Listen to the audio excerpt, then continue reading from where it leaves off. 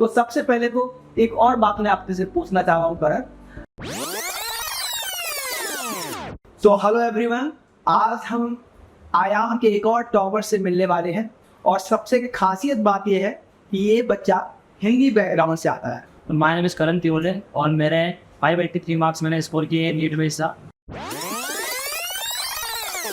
तो सबसे पहले तो एक और बात मैं आपसे पूछना चाह रहा हूँ करण, आप ये बताइए कि बच्चों को टेस्ट सीरीज मटेरियल क्या क्या करना चाहिए और कौन सा मटेरियल आप सजेस्ट करेंगे? सर मैं बच्चों को सबसे मैंने यही सजेस्ट करूंगा कि जो आपको आयाम से होता है प्रोवाइड वो आपके सफिशिएंट है, क्योंकि आयाम के जो मॉड्यूल्स है, अगर आप बहुत सारे बच्चे होते हैं कि हमको ये बुक्स लगाना चाहिए वो बुक्स लगाना चाहिए, लेकिन अगर आप आयाम के मॉड्यूल देखोगे, अगर आपने वो सोल्व किए तो आपको कोई बुक मतलब लगाने की जरूरत नहीं है, क्योंकि बच्चों का इतना टाइम नहीं होता है कि कोई बुक्स लगा पाए। लेकिन जो हमारे यहाँ का मॉड्यूल है वो सफिशिएंट है। अगर आप वो पूरा मॉड्यूल लगा लोगे, जो कोचिंग में आपको नोट्स बनवाते हैं, क्योंकि यहाँ पे जो टीचर्स है वो मतलब हैंड रिटन नोट्स बनवाते हैं, तो अगर आपने वो नोट्स पढ़ लिए, उनके आगे मॉड्यूल्स पढ़ लिए और फिर आप उनकी टेस्ट होती है तो वो उससे अच्छे पढ़ना है। टेस्ट में जो भी आप गलतियां करते हो उसके लिए यहाँ पे वीडियो सॉल्यूशन बनाए जाते हैं उसके, तो आपको वो देखना अच्छे से। अगर आप ये सब करते हो तो आप 700 में 700 स्कोर ला सकते हो। Yes sir. अच्छा ये बताइए, जो आयाम की टेस्ट सीरीज है, आपने टेस्ट सीरीज पूरी ज्वाइन की है, Yes, sir. पूरा दिया है, तो आप ये बताइए कितने क्वेश्चंस आयाम की टेस्ट सीरीज से आपको मिले? सर ऐसा तो है कि जितने भी क्वेश्चन आना पूरे वो पूरा आया कि जो टेस्ट है उसका आना भी है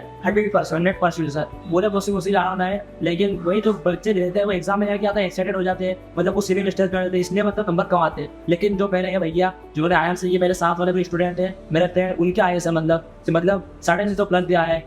अच्छा, आपके जो साथी थे उनके 650 प्लस की मार्क्स आए। देखिए जरूरी नहीं है, एग्जाम टाइम मैनेजमेंट बहुत इंपॉर्टेंट होता है। एक बच्चा जो 650 प्लस मार्क्स सोच रहा था आने के लिए, छोटी सी मिस्टेक से उसके मार्क्स कम आए, लेकिन कोई बात नहीं है ना, सफलता तो मिली है। और ये जो गलती आपने की है ये शायद आने वाले बच्चे ये गलती नहीं करेंगे। मैं एक क्वेश्चन और आपसे पूछना चाह रहा हूँ कि अगर किसी बच्चे को आयाम का जो स्टडी मटेरियल है और टेस्ट सीरीज है, अगर इसके अलावा किसी मटेरियल को सॉल्व करना है तो वो कौन सा मटेरियल आप सजेस्ट करेंगे?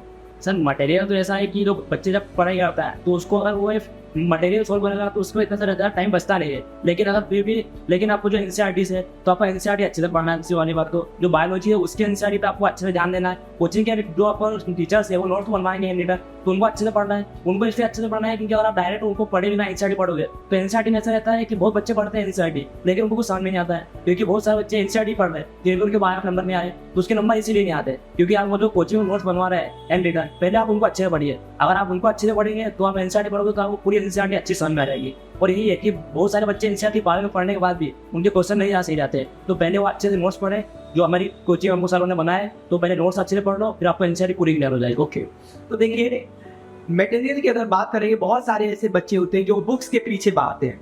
तो करण ने हमें सजेस्ट किया है कि आपको कोचिंग का मटेरियल, यहाँ के नोट्स, टेस्ट सीरीज, अगर इसके अलावा भी आपको पढ़ना है तो एनसीईआरटी को आप बहुत बेहतर तरीके से पढ़ें, क्योंकि इसके बाहर कुछ भी नहीं होता है। टीचर्स ने जो क्लास में पढ़ाया उसको आप अच्छे से रिवाइज करेंगे, उसके साथ एनसीईआरटी को लाइन टू लाइन आप उसको पढ़ना चाहिए। मैंने एनसीईआरटी से बाहर कुछ नहीं है। मैंने कहा ना जो एनसीईआरटी आपके बाहर निकली तो उसको 8 से 10 बार अच्छे से पढ़ाया सर, 8 से 10 बार सर इसी से पढ़ा है 10 बार। और मतलब मैं पिछली साल में तो मैंने पिछले साल उसको पढ़ा था तकरीबन 5 से 6 बार। तो आपको एनसीईआरटी अच्छे पढ़ना है। देखिए यहाँ पर एक बच्चे ने बहुत अच्छी बात बोली है कि उसने एनसीईआरटी को 8 से 10 बार कंप्लीट किया है। हम लोग कभी कभी गलती कर देते हैं, कुछ बच्चे ऐसे होते हैं जो 1 से 2 बार पढ़ने के बाद बोलते हैं अरे मैं तो पढ़ चुका हूँ, तो 10-10 बार भी एनसीईआरटी को किया सफलता आ रही है। अच्छा ये बताइए, जब आपका रिजल्ट आया तो सबसे पहले किसने आने देखा? नहीं मेरे भैया ने देखा। अच्छा, आपके भाई ने देखा। तो आपकी फैमिली में क्या माहौल था? आपके फादर और उनका सबका रिएक्शन क्या था, थोड़ा बताएंगे? सर मतलब जैसे रिजल्ट आया तो मेरे भैया थे एक तो उन्होंने कॉल किया, तो मतलब वो भी बहुत खुश थे, क्योंकि जो मेरे को डॉक्टर बनने का सपना था सबसे पहले उन्होंने ही देखा था। जो मेरे भैया है उन्होंने सपना देखा था कि मेरे भाई को डॉक्टर बनाऊंगा मैं, तो उन्होंने उनके पास ही रिजल्ट आया, उन्होंने मेरा रिजल्ट देखा और जब उन्होंने मेरे मार्क्स देखे तो बहुत खुशी हो रही, उन्होंने कॉल किया तो मतलब पूरे फैमिली बहुत खुश था, पापा वो सब। मम्मी और पापा का क्या कहना है? आयाम आपका सही रहा? ये सर बिल्कुल आयाम आगे मतलब जो मेरे को यहाँ पे मतलब सुविधाएं मिली है वो किसी और कोचिंग में नहीं मिलती थी। और सर आयाम में ऐसा था कि जब मैंने 12th में कोचिंग की थी तो मतलब बीच में एग्जाम थी तो मैंने 1 महीना कोचिंग ड्रॉप किया था, तो इसलिए मैंने 12th में सिलेक्शन नहीं हो पाया। और मेरी जो फैमिली मेरे पापा फॉर्मर है वो इतने चीज़ अफोर्ड नहीं कर पाते थे। तो मतलब मैंने पिछली बार 12th में 450 मार्क्स आए थे, तो मैं सोच रहा था कि कोई प्राइवेट कॉलेज ले लूँ। लेकिन हमारे यहाँ के जो सर है डॉक्टर मयूर पाटीदार सर, उन्होंने मेरे को मतलब बुलाया कोचिंग में, और उन्होंने मतलब मेरे से पूछी क्या प्रॉब्लम है तेरे को। तो मैंने बोला कि मेरी फाइनेंशियल प्रॉब्लम है सर पूरी। तो उन्होंने मतलब इस साल मेरे को कोचिंग में पूरा फ्री में पढ़ाया सर,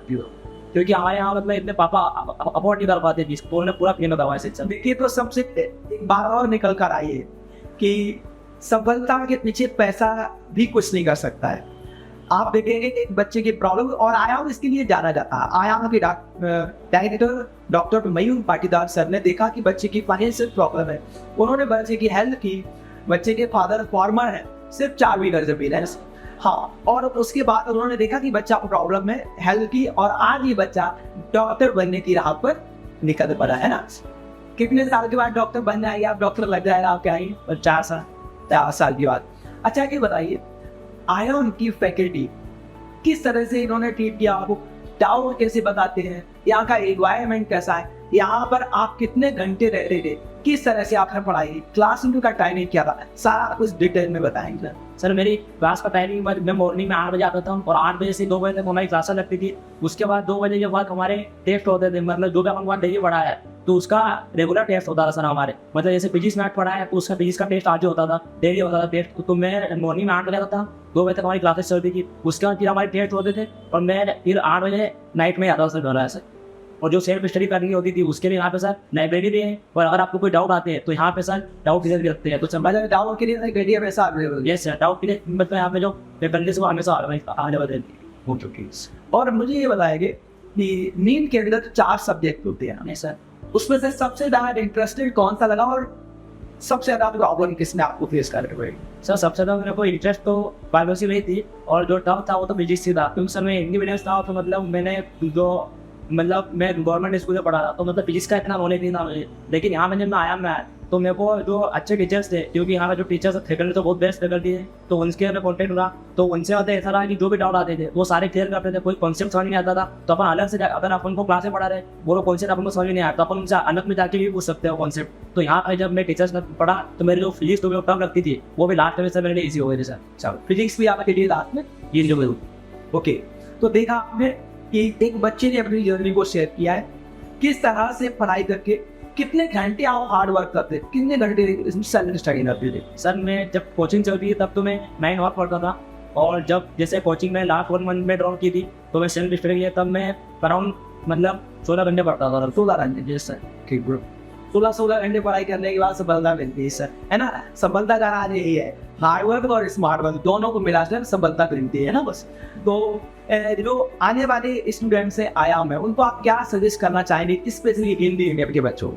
मैं मतलब हिंदी मीडियम और इंग्लिश मीडियम में सबको ये सजेस्ट करूँगा कि आयाम जो है वो अगर आपको डॉक्टर बनना है, अगर आपको नीट क्वालिफाई करना है, जेई क्वालिफाई करना है, तो आपके लिए आयाम सबसे बेस्ट है, सबसे बेस्ट है। और आयाम की फैकल्टी, आयाम का सिस्टम ये बहुत बेहतर लगा, बहुत बेहतर।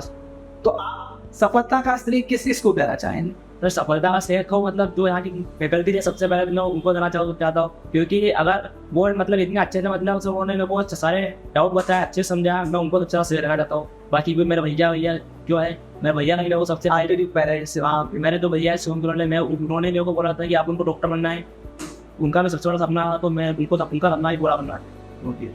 चलिए, बहुत अच्छा लगा आज बात करके करण से। करण ने अपनी जर्नी को बताया, फादर उनके फार्मर है ना, और एक ऐसी कंडीशन नहीं थी जिससे ये डॉक्टर बन सकते थे। एक ऐसी जगह से एक किसान का बेटा जिसने सपना देखा और आयामों के साथ आकर उसने उस सपने को पूरा किया। बहुत बहुत बधाई आपको, है ना। और मेरी यही शुभकामनाएं आपको कि आप अपनी लाइफ में बहुत ऊंचाइयों तक जाए। पूरा आयाम फैमिली आपको एक बार फिर बहुत बहुत बधाई देता है। Thank you sir.